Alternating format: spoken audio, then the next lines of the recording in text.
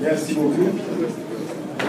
Monsieur le recteur de l'Université d'État d'Haïti, monsieur le vice-recteur à la recherche, monsieur le doyen de l'Institut national de gestion et des hautes études internationales, messieurs les professeurs, chers étudiantes et étudiants de l'INAGE, bonsoir.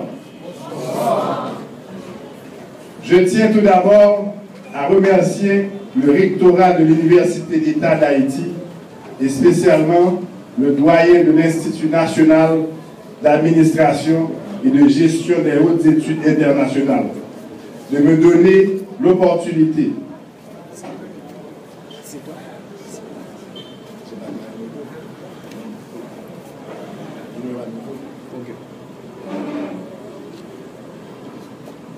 excusez-moi. Je veux remercier tous les professeurs pour leur mobilisation autour de cette première que nous inaugurons non moins sans fierté avec la présence du ministre des Affaires étrangères et des Cultes qui a choisi d'exposer les grandes lignes stratégiques de ma politique en vue de susciter l'intérêt de la communauté universitaire autour de ce que devrait être la diplomatie haïtienne dans le contexte de reconstruction d'Haïti.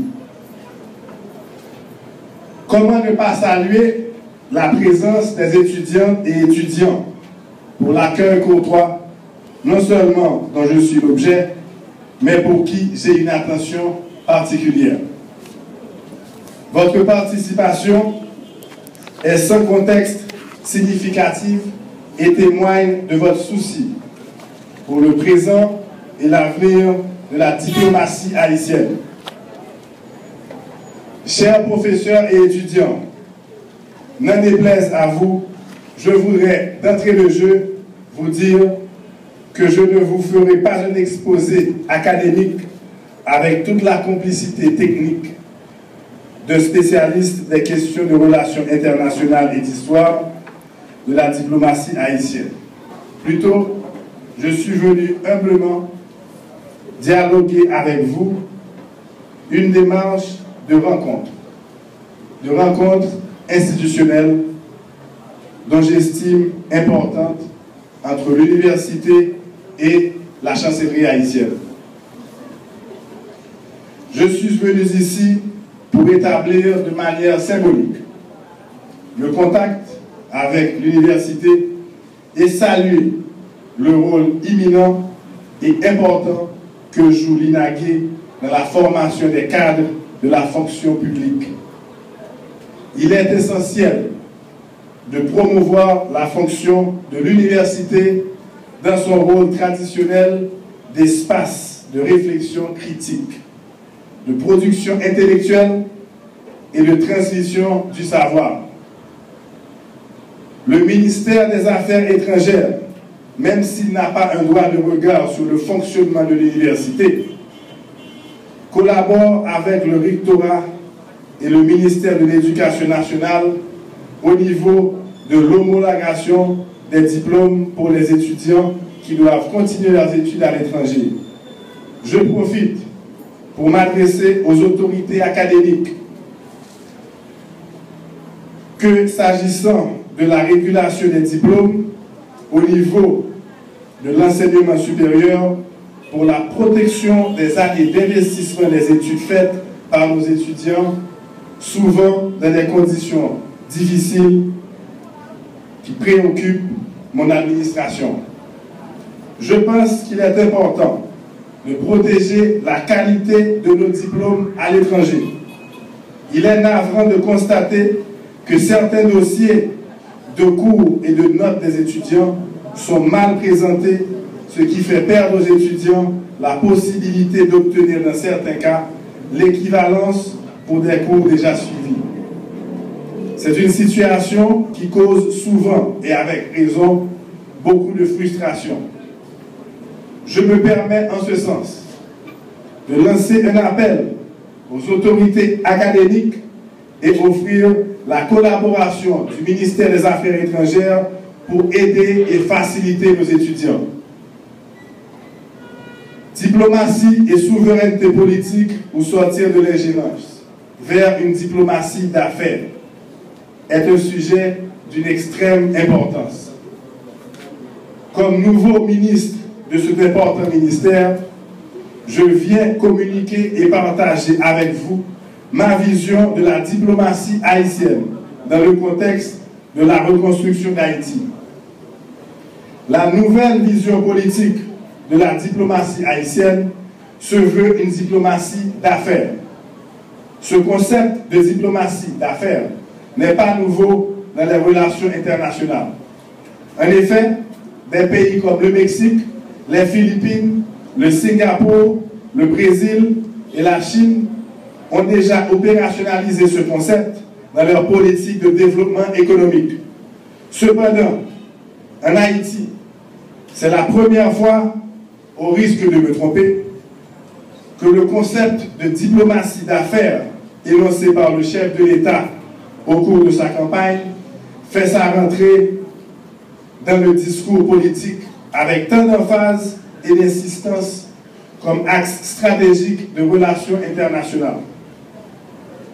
La diplomatie d'affaires, c'est le passage d'une diplomatie de représentation ou de simple protocole à une diplomatie de business, dont la vocation pratique est d'attirer des investissements étrangers, des investissements directs étrangers. Souveraineté politique et ingérence diplomatique, quel constat? Haïti, sans avoir les moyens économiques de ses politiques, ne peut sortir sous l'ingérence de la politique internationale. Le constat du misérabilisme du pays sur le plan institutionnel est flagrant. L'État a énormément de difficultés de répondre à des responsabilités constitutionnelles, celle de garantir la vie et le progrès de ses citoyens. André Corten, sociologue de l'Université de Montréal, définissait déjà Haïti bien avant le séisme comme un État faible. Aujourd'hui, Haïti est un pays effondré. Devons-nous sortir de cet effondrement? La question fondamentale est comment en sortir. Les propositions de sortie sont nombreuses. Les solutions proposées viennent en fonction de nos théories économiques et de nos positionnements politiques. Devons-nous être réalistes pour comprendre que c'est le principe de la conditionnalité de notre économie sociale et politique qui définit notre relation avec la communauté internationale? Haïti est le pays le plus proche des États-Unis, premier partenaire commercial et destination de l'émigration haïtienne à l'étranger après la République dominicaine. Haïti ne peut survivre sans les transferts monétaires commerciaux et les denrées provenant des États-Unis et la République dominicaine. Les conditions de dépendance de notre pays est le résultat en partie d'une politique systématique caractérisée par l'économie d'enclave, le dumping économique écrasant la production nationale. C'est dans cette ligne qu'évolue la diplomatie haïtienne, le reflet de notre dépendance économique. Haïti, pour négocier aujourd'hui son autonomie politique, ne peut le faire sans un pouvoir économique. Diplomatie et économie sont deux éléments qui s'interpénètrent dans les relations internationales aujourd'hui. La souveraineté économique est essentielle à la souveraineté politique. Haïti, dans l'état actuel de son économie et l'affaiblissement de ses institutions publiques, ne peut entreprendre aucun grand projet d'infrastructure sans l'aide étrangère. La convergence des facteurs internes et externes a contribué à l'enchasement de notre dépendance. Combien de fois avons-nous permis l'intervention des étrangers dans nos affaires internes? En Haïti, personne ne peut douter de nos turpitudes, nos luttes intestines pour le pouvoir, le désordre institutionnel, les limites de nos capacités d'administrer selon les règles de l'art, la difficulté de définir des politiques publiques appropriées ont ouvert la porte à l'ingérence étrangère dans notre vie de peuple. L'absence d'une culture d'éthique et de citoyenneté responsable a aggravé pour une bonne part notre situation de dépendance par la création du besoin de l'assistance, l'assistanat, de l'arbitrage et de l'arbitrage international. Il y a des amis d'Haïti qui sont trop intéressés à des opportunités que de nous aider à progresser et à accumuler des biens, voire au détriment de nos intérêts nationaux. Dans la diplomatie internationale, les pays n'ont véritablement pas d'amis. Répétons souvent, ils n'ont que des intérêts. Mesdames et messieurs, ainsi je constate avec tristesse et amertume que les désastres naturels et politiques qui ont malencontreusement causé des victimes dans le pays deviennent des sources d'emploi et par-dessus tout des opportunités politiques et diplomatiques intéressées au nom de l'humanitaire. Il est regrettable que chaque catastrophe naturelle ou crise politique dans le pays occasionne de nouveaux besoins. Et chemin faisant, de nouveaux partenaires, de nouveaux engagés à la cause haïtienne, et par voie de conséquence, de nouvelles dépendances. Quelqu'un parle même du marché de l'humanitaire, où la pauvreté devient l'or d'une denrée. Je sais que l'une des problématiques actuelles qui vous préoccupent au sein de vos débats à l'université, cela avec raison, c'est celle relative à la souveraineté nationale au regard de l'ingérence de la politique internationale. C'est l'un des rôles justement de l'université d'exercer cette fonction critique. Vous vous demandez sans doute à quoi servirait une diplomatie haïtienne d'affaires si l'ingérence internationale est comme elle apparaît avec la présence des organisations internationales. Cette nouvelle vision ne viendrait, elle, pas encore davantage renforcer cette perception. Vous auriez encore peut-être raison de penser ainsi.